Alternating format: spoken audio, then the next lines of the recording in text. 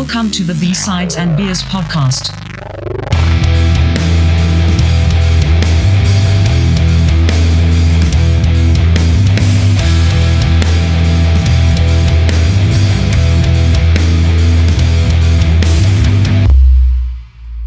Welcome to B-Sides and Beers, episode 69. Tonight we're digging into part 2 of our 3-part Woodstock quick hit mini-series, focusing on Woodstock 94. Woo! Yes. Stoked for this one too. Yeah, totally. It's a good one. Especially because this is our time. Absolutely. Yeah. Lots of good memories about this one.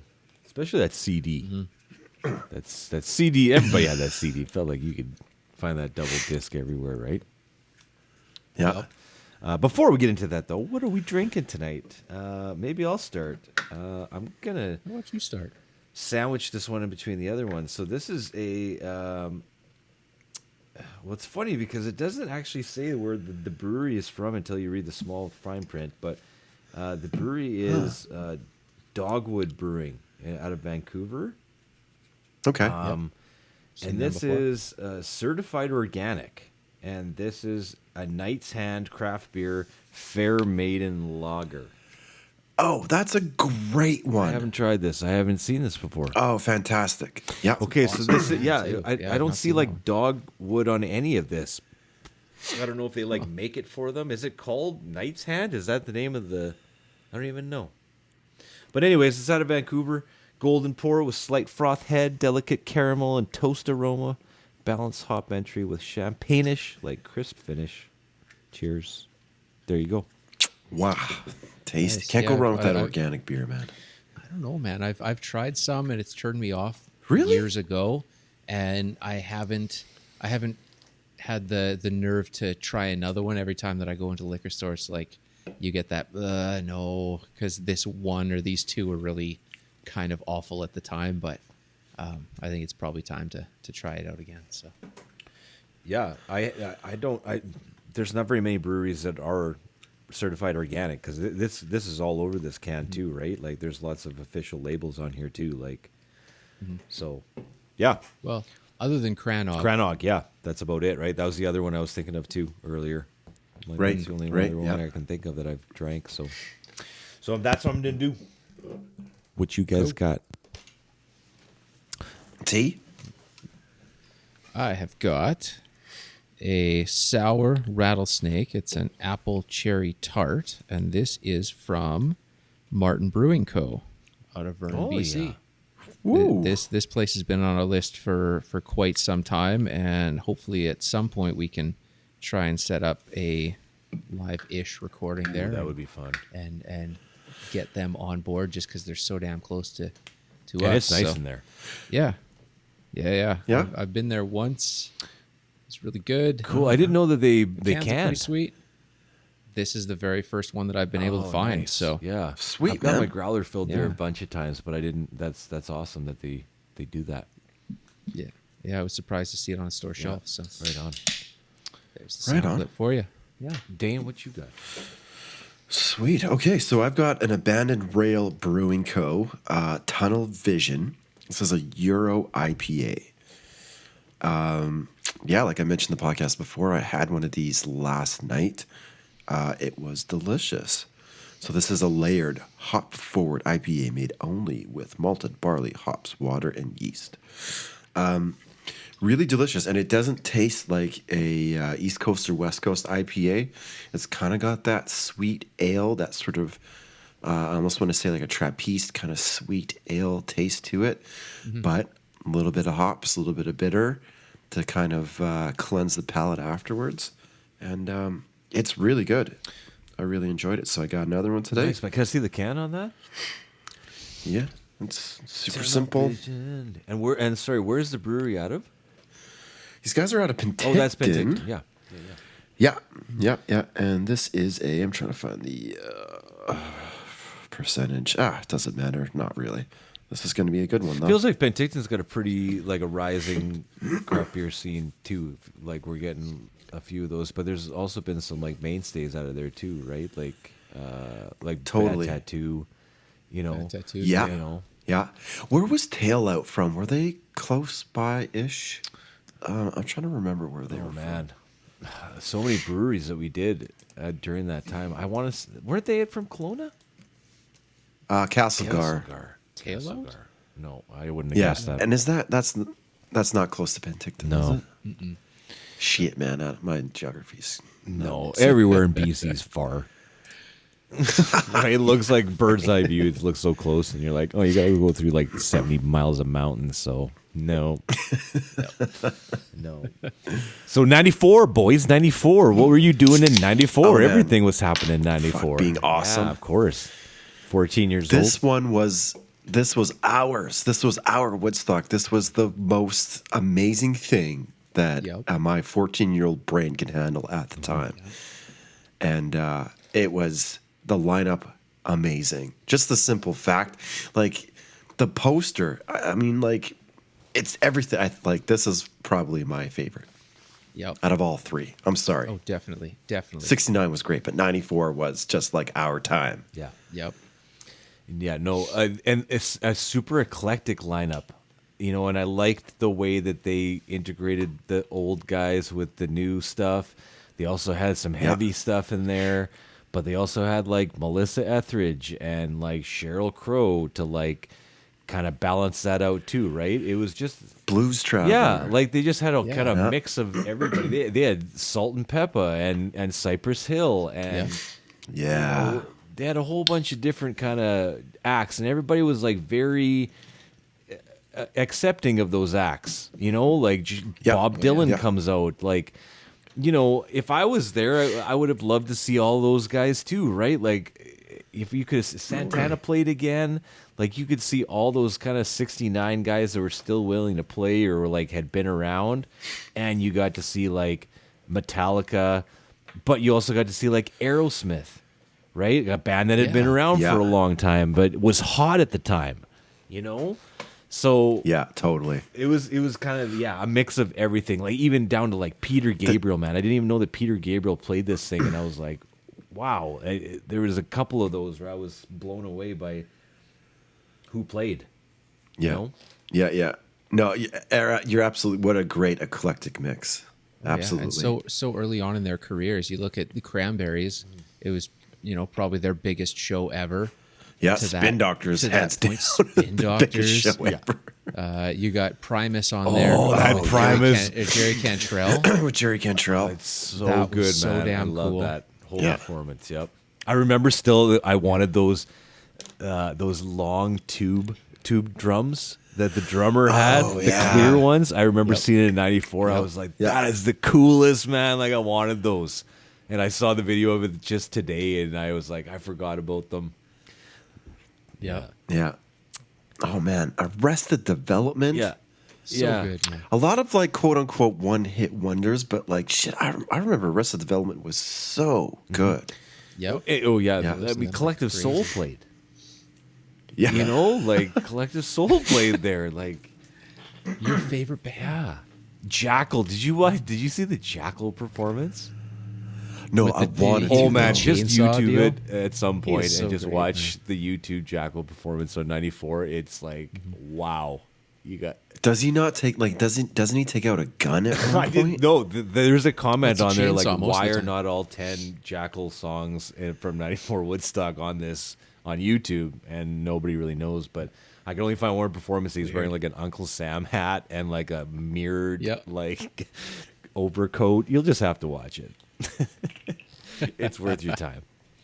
But Yeah.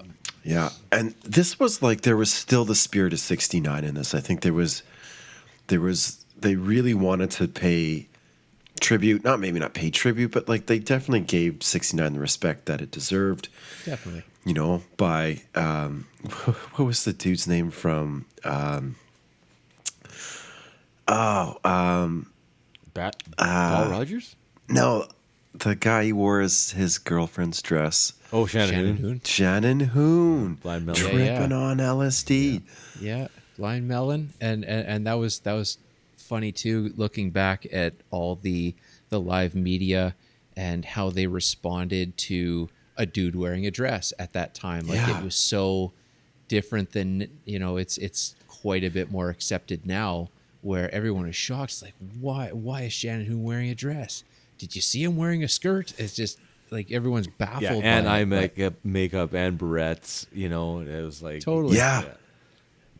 Yeah, just completely unseen in the major, the mainstream of music at that time. It's kind of a weird blip in time. So Absolutely. And I mean, then some epic performances. Obviously, we've talked about the Nine Inch Nails performance on this show before, Yeah. right? And I mean, one of the great performances of all time. And yeah, it unbelievable. definitely made them a household Yeah. name. Yeah, exactly. And I mean, that Green Day performance is also an Oh. epic. That's probably the best. Yeah. One of best in show. I mean, top Yeah. 5. Yeah, easily for sure. me. For the simple fact that someone launches a fucking mud pie on his guitar, Yeah. and he just keeps playing through it. Yeah, and then Like- Billy Joe starts a mud fight with the crowd. Yeah, just killer. Yeah, and that was and, right when they were just popping off. Yeah. totally. Yeah. And bass player, what's his name? Mike Dirt. Mike. Yeah, getting speared by the. What wasn't it him that got speared by the security guard because the security guard thought he was someone that climbed up from Yeah, the you guys, crowd. you guys Right. front 2 teeth knocked out. Yeah. Both? Have emergency dental surgery. Cooked them right out, yeah. Just Yeah, bad. and there's another one too. Paul Rogers from Bad Company. Did you? I didn't Yep. know he played, and Slash came out with him. Really? Yeah, I was going through. Because Ginar was supposed to play, and they pulled out. Yeah, Yep. it's like Paul Rogers, who's got like a ton of back hair, wearing a vest, and then Slash Yep. comes out, and it's a little weird. It's a little strange to watch, but they're playing some. I think they're Yep. playing some Bad Company tunes. I'm not too up on the Bad Company, but yeah, but that was there too, right? Like it's just like this, Yeah. a little bit of everything for everybody. But I would have stuck around for all those bands and all those acts too, Totally. right? Like. Yeah. Totally. Well, you got Cypress Hill on there, and that was, at that point, that was the biggest audience they had ever played to, and Yeah. and what a performance that was. So, yeah, it's unreal. Rollins band Oh, was, that performance was great. Henry he killed it. Yeah. Oh, So- and I had in my band room for 15 years, I had that Red Hot Chili Peppers, them playing with the light bulbs? Yeah, With that the was light bulbs, hanging yeah. in my band room for a long time. Yeah. Well, it was kind of funny when you look at Dave Navarro. That was one of the earliest shows with Chili Peppers, and Porno for Pyros were playing just kind of before that. So He was pretty paranoid, apparently. Yeah. Because he's like, he recently left Porno for Pyros, and he's like, I'm gonna come out like wearing a light bulb, and Perry Farrell's gonna be in the audience or on the side of the stage, Yeah. like with a towel, and be like, what the fuck? I had no idea Navarro played with Porno for Pyros. No, sorry, Jane's Addiction. Oh, Jane's yeah, Addiction. Okay, gotcha, sorry. gotcha. Yeah. So he's like, he didn't want to put the light bulb on, so he did though, and then they took it off, and then So, okay, do you guys remember this thing being on Much Music, or did we have to get like pay-per-view for this one? it was mostly pay-per-view, but it was constant coverage on Much Music. I as well. remember I mean, watching a ton of it on Much Music. yeah. Yeah, because I didn't pay for the pay-per-view, but yeah, I definitely remember a lot of it. I so. think they couldn't show it live, but I think they could like show it after the fact. It feels like I don't really remember, but I didn't get the pay-per-view for this one. No, but I remember seeing it and lots of footage of it Yeah. at the time too, right? But yeah, it was. It holds up because and it's also to as we do a precursor to 99, this is I think how it was supposed to go, right? Like it was kind of like Yeah. love and acceptance. For the most part, I think it seemed, like it always looks primal when you watch the videos of like large festivals, especially like this one. Yeah. Right? You Yeah. sit back and you're like, it's very primal looking, especially in the mud. But But they roped it off with like a cheap chain link fence, and everyone got in for Yeah. free. So that was Yeah. the problem. That was happening in '69 too. happening in when 69 you know too, right? you spend all this money on tickets, and then the security is so shit, and there's no cops, and the only sort of security, if you're gonna use the police force for that, they're so busy doing road, yeah, just trying to deal with traffic that was 20 miles long, getting thousands of cars in, and it also happened with 94 and 99, where people are basically just leaving their cars in the road and walking all the way like to nobody there, thought of this to the show, before, 'cause like just poor Yeah. planning, just poor planning. And then you say it's for X amount of people, and then twice that amount shows up. What do? And you can't be prepared for that. And then people just walk in and bring in their stuff, and hey, I'm here for free, let's go. you And can't be prepared for that bizarre. unless you like organize fucking Woodstock 1969 and already had that experience, right? Like, don't you Yeah. think you would have learned to be like, well, I learned this, maybe I shouldn't Yeah. do that. Yeah. Oops. Yeah, it seems like there's a running theme with this Michael Lang character. Like, Yeah, maybe it kind of it was too like much of kind the of brown showed up in acid and '94 a the- little bit there too, and then 99 will be the most out of all of those. But yeah, yeah. It's just all doped up with a lot of financial backing, and yeah, let's do yeah, this. yeah. It's so weird, man. Did '94 make money? Did just Well, they all made money. yeah. I actually think 94 lost money, to be honest There's with you. no way it lost money with the corporate sponsors and there's no way it lost money. Yeah, I'm not sure because I looked up I looked up for '99 because I was like, did it make money? And it did make money, but Yeah. I'm not sure because I mean, it's a lot to pay. I don't know how much they paid out for the artists, but it must be a decent amount. Plus, they were running the helicopters, but I don't Yeah. know how much the total was. I didn't look that up. But and here's a let's bring back something from episode 1, 2, 3 for the longtime listeners, and let's bring in the hot facts because I got a hot fact for you all for 1994. I found this just gem. It's time for hot facts. And I can't even believe this. Hot Maybe this will give you an idea of Michael Lang. Johnny Cash was in talks to play at Woodstock '94. However, he declined when the promoters could not promise him the main stage. Wow. Oh, yeah. I'm like, are you kidding me? Like, Johnny Cash wants to play your festival, and you can't give him 45 minutes on your main stage because Collective Soul's ripping up Shine right now? Like, what? Oh, I'm sorry. But there's your hot Yeah, fact that on doesn't make any 1994. sense. Woodstock. Hot fact. Hot fact. There you go. That's bonkers, man. Isn't it? He was 62 at the time. I mean, Yeah. like, it seemed like Johnny Cash, he definitely became like more popular into like the 2000s. I think right before he passed away, he was probably at a point where he was most popular in his career. Yeah. So I don't know, like 94. Thanks to Trent Reznor. Yeah. So his Yeah, song right? "Hurt" that he wrote. I mean, Yeah. Well, that just blew my mind, though. Like, elder Yeah. statesman, 62-year-old Johnny Cash can't get a gig on the main stage of Woodstock '94. But nuts. Melissa Etheridge, come on out. Yep. And sorry if you're a Melissa Etheridge fan, but 94, man, it was a different Oh, time. yeah. It was a yeah, different you time. could get away with all of that. Yeah, but it seems like it went off kind of without a hitch, right? A couple deaths, that's kind of Yeah. normal, I think, for something like that. But it seemed like it went pretty smooth, and the vibe was what it should have been. All right, we want you guys to subscribe, share, and review this podcast. Keep it going, keep it strong, because we're having a great time entertaining you guys with B-sides and beers. podcast.